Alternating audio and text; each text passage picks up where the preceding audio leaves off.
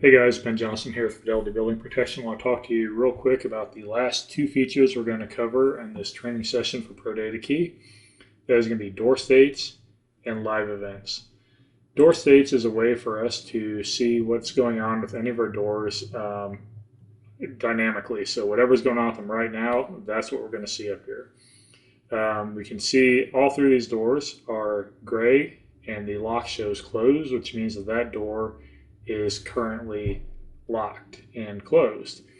If we were to say unlock this door, and I'll just hit the open button here, and you see how now that has changed to orange with an open padlock. I did that for 4 seconds, which is the standard unlock time that we have set up.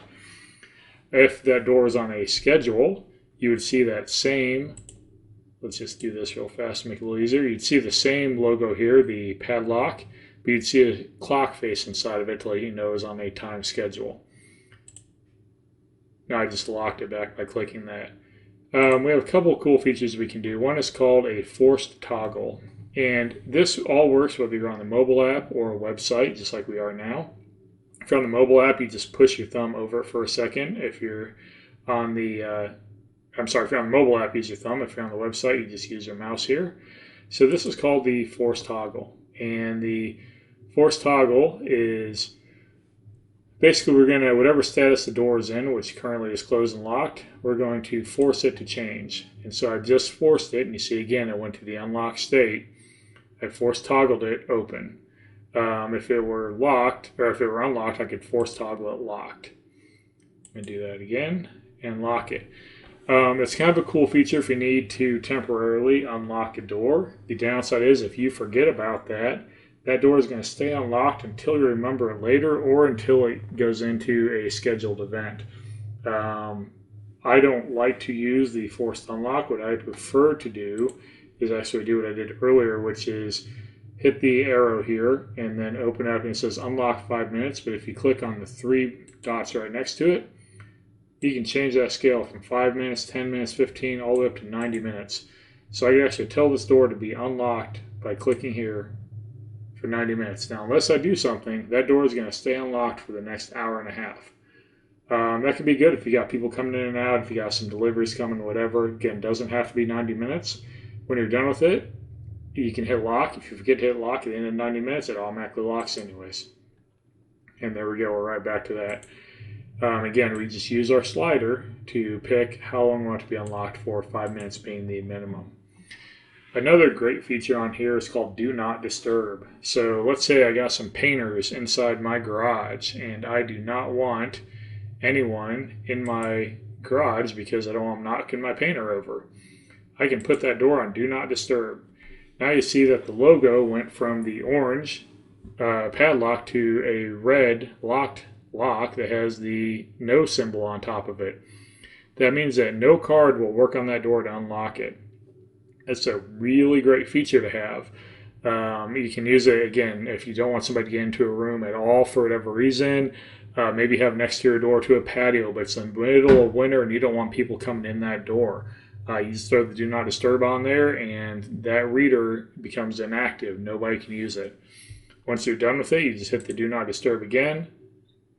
And now we're back to normal function. It's just that simple. Next to it on the right is the circle that has a check in it.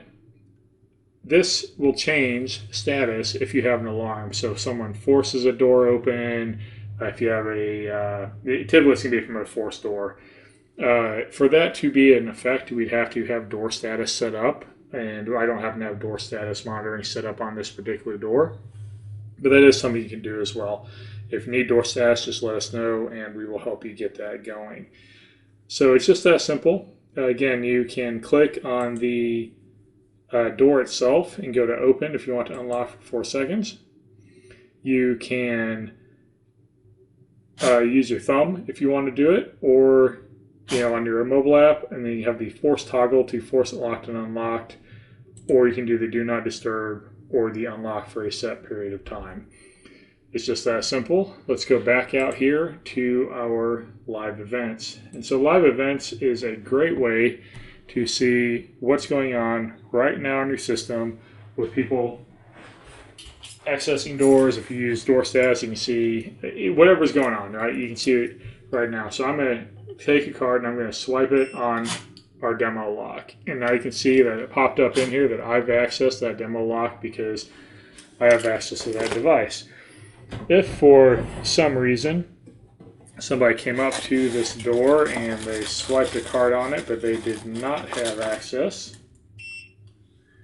you'd see where it says unknown card swipe detected. Again, it's just a live dynamic feed that's letting you know what's going on with your doors right now. If you have door status, then you're going to get things like, here's where I turn the handle on the inside, which is the same as setting off the request to exit device. If the door has a door contact on it, you can see where it shows that it's been closed. Now the door has been opened back up, right?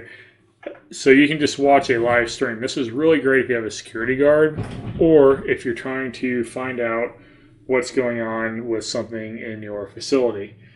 Up here at the top right, you see where it says debug mode disabled. 99% of the time, you're going to want to leave that red because you want to be this way. You can turn that off. Now what you see is all the metadata that came through here. And so we had let's find it here. Unknown card swipe detected, right? So that is right below it here. It gave us the card number of the card that tried to swipe on it. Here's where we normally would use this. You've picked up a card, the card number has been worn off of it. You picked up a fob, maybe the fob number has been worn off of it. You don't know what the number is of that unit. If you turn the debug mode enabled to green, and you go swipe on that reader, you're going to get the stream of information right here. And in this case, if you work through it, you're going to see you get to where it says card number, and you're going to know that card number that we swiped that didn't know what it was is 3933. Now, if that card had been associated with the person, you would also get that person's information here. Instead of saying unknown, it would give you whoever that person is, right? But the important thing is here is going to give us that card number. That's a really easy, quick way to get our card number off of a card, to find out what card it is that we're holding and possibly even whose card it is if they don't show up in here or if they do show up in here. Again, live view, live events, they are dynamic. As soon as you click out of the screen, they're going to be gone. I'll go back in here, and there we are. Now there's no live events unless something else happens here. You also notice it automatically went back to the disabled here because that's normally how we want it to sit. That's all there is to it. So if you got any questions, give us a call, 317-759-8859. Go to our website, www.criminalshateus.com. Or if you have my email or mobile number, just shoot me a text, shoot me an email if you got any questions, and we'll get you taken care of. Thanks a lot, and have a great day.